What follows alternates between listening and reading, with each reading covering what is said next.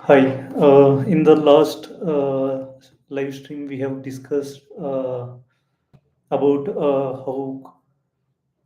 how microservices summary, and also we have started with controller management software. So where it initially talks about a simple distributed system, architecture, where there is a company and it has multiple departments, and there is an application hosted in each department, which stores the details of employees, okay, in the respective department. Okay, so there could be admins, so who will launch client application from their laptop, and they could interact with the they could interact with the application and fetch the employee details. Okay, and if they want, they could also fetch other departments. Okay, so like most of the time, as they want to fetch the local details, so this architecture works, and as the latency will be low. Okay, so I'll read the next page, which is like, I mean, like, so this is the architecture, and how does IT management needs to manage these many instances is one thing. Like, as I said, there could be one instance for a department, or there could be multiple instances to just be safe in case of failure. Okay, so that other queries can be directed to other container. Okay, and also, like, how IT management manages is like, they could write some script which sends a request to each of these applications, okay, on different departments, and it could do a retry every 30 seconds, and see if application is still up, if it gives response. Okay, if it doesn't give response, then it will send an alert to the IT manager, and he will come and troubleshoot what is the issue. Like, either he could do a reboot, or if it has crashed, or he could identify if there is any network related issue. And yeah, like, you could simply implement using either by running a program with instructions, okay, which keeps querying every certain interval, or you could instead, you can write in the program itself, like putting a sleep, and doing a retry every 30 seconds. Okay, do a write a infinite for loop or while loop. Okay.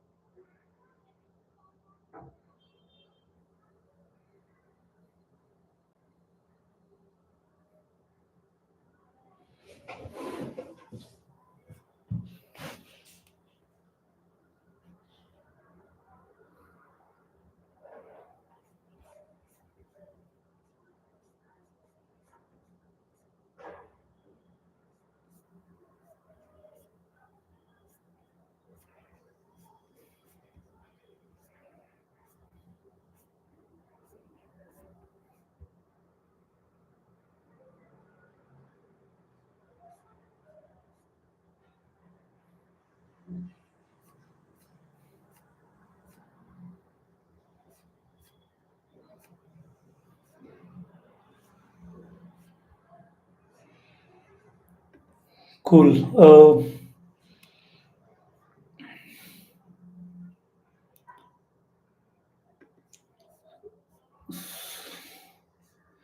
So let's discuss the differences between a normal distributed system and a cloud native distributed system. Okay, so what are the differences between them? Okay, so the thing is like if you take the distributed system that we have discussed with related to some employee storing employee details in a company which has multiple departments, uh, so there will be only one instance in each department, okay? Or there could be two, but whereas in cloud native application, they usually run as containers, and it could be like there could be like they will be rapidly changing. Like there could be one instance and the load increases, and there could be another instance, okay? And there is another difference like if we look at a location, each department, the application will be running in each department, okay? So we know exactly where the application is running, but whereas in cloud, like it keeps changing, like depending on the load from particular place. If there is a load from particular place, then there will be more instances that needs to be instantiated in particular country or near to that country. It needs to be deployed, okay? But it's not the case in the example that we have discussed. So location would be different in cloud native applications. It is dynamic, okay? And also like in normal distributed system, like programs are written, or programs or software is written as a monolithic application. And when you write as a monolithic, it so there will be single application and it will be running multiple instances, okay?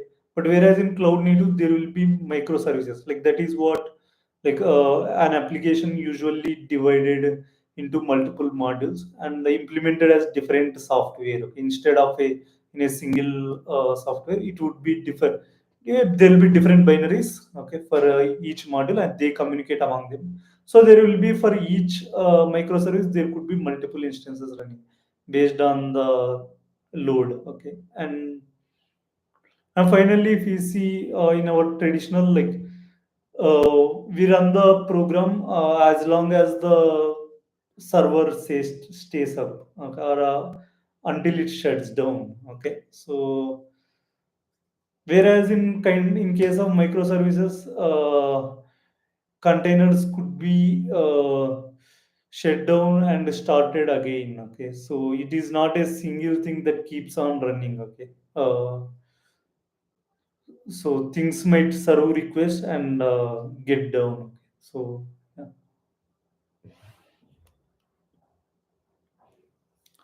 See the next part, that is control loop concept. Okay. So yeah, let's read.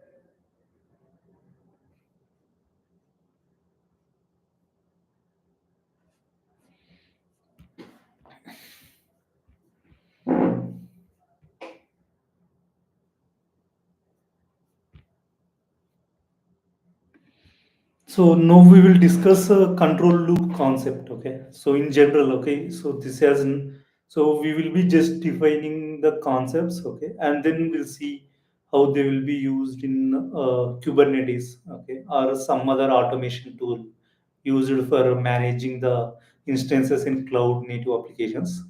So we'll understand what the control loop concept is. So for suppose there is an AC in the room, and I would ask it to set it to like 18 degrees Celsius.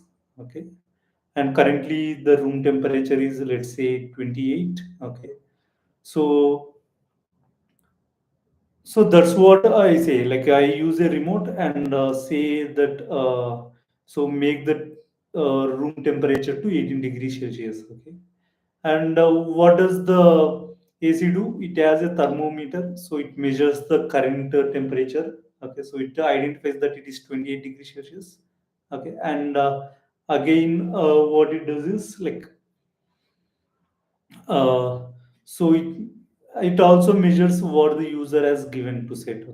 If it sees whether it matches. Okay, and it identifies that the room needs cooling because to go from 28 to 18, it needs cooling. In case if I ask to make it 32, then it needed warming. So it identifies it needs cooling and it tries to send the cool air, okay, and measures the temperature again, okay, using thermometer. Again, this is the loop. This keeps on. It again tries to send the cool air, okay. So this keeps on happening, but until the stability is reached, that is 18 degrees Celsius. Okay. So in case if it again identifies it went below 18, then it will try to warm it. Okay. So this is how it happens. But the question is like, do we need a delay in after trying to do an action? So that is, it sends a cool air, and how much time should it wait before again reading the measurement and I mean go back to the start of loop and just uh, go through entire algorithm. That is some 3 4 steps. Okay. So how much time it is needed, or do we need a delay? Okay. So will it work properly or will it waste any energy in case if we don't put any delay? Yeah, obviously. Like if we don't put any delay, yeah, the energy gets wasted. So we'll see like how it happens. So this time we'll take a different example, which is let's say there is a robot arm, and I would say robot arm to move, let's say some 10 centimeter. Okay, and I'll say it to 10 move 10 centimeters. So it currently measures where. So it tries to send the signal to move it. Okay, and it sees if it moved 10 millimeter, and again sends it. Okay, sends a signal to move. Okay, so the thing is like, I have given a signal. I have told robot arm to move 10 millimeters. So it might try to give a signal. Okay, and if it measures immediately, it wouldn't have moved because it would take some time to do the mechanical work. Yes. So it would again see that it hasn't moved, okay, from the current position, anything. It will again keep giving signal, and of course there will be little movement, and at final it reaches. But what happens is like it will move way farther than it has to move. In case if it there is no delay in the loop, control loop. Yes. So this is, so the delay between giving the making applying action and again so giving a signal, and how much time it takes to get that in effect, like moving the arm 10 centimeter. So that's what we call hysteresis. Okay, so hysteresis plays major role, okay, in doing things. So the hand might get moved too much. Okay, so let's say it takes 2 seconds for it takes 2 seconds for the hysteresis delay, let's say 2 seconds, which is it takes 2 seconds to move its hand after giving signal. But we are just using a delay of 1 second, then we might end up giving 20 cent double actual movement it has to move. So it would move extreme further. Again, I would give signals in the reverse direction, but it will again, so it keeps on oscillating and the waste the energy is. So yeah, it isn't ideal. So we should have proper delay. So that's what the concept of control loop concept hysteresis, control loop delay, and the instability that it causes.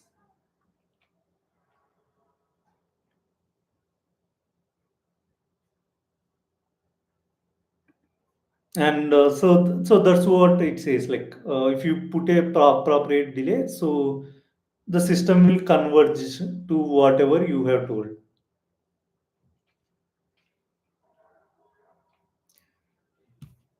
So we'll continue the stream again after an hour or hour and a half. Okay, so we'll schedule at 3:30 p.m. Yeah, cool. We'll connect after 1.5 hours.